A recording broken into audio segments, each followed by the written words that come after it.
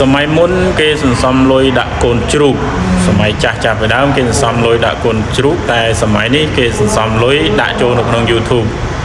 ច្បាស់ណាស់អ្នកដែលរកស៊ីឬក៏អ្នកដែលធ្វើ content អ្នកដែលផលិតវីដេអូហ្នឹងគឺទោះបីជាមួយខែមិនទាន់បើកបានប្រាក់ខ្ទង់100ខ្ទង់1000ក៏ពិតមែនក៏ប៉ុន្តែវាហាក់បីដូចជាមានកូនជ្រូកមួយសំនៅក្នុងដៃចឹងអ្នកខ្លះគេសន្សំ4-10ដុល្លារ4-5ដុល្លារចឹងណាក្នុងមួយខែចឹង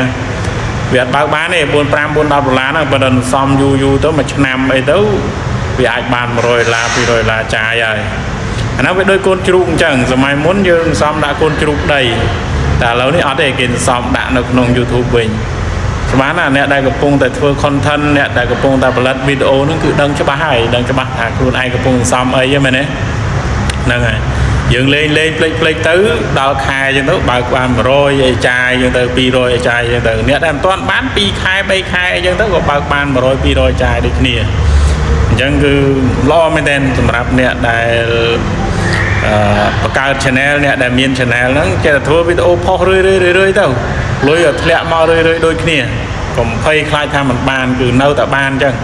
តែគ្រាន់តែថាចាំយូរអញ្ចឹងយើងវីដេអូមិនសូវផ្ទុះអញ្ចឹងនឹងខ្ញុំលើកទឹកចិត្តសម្រាប់អ្នកដែល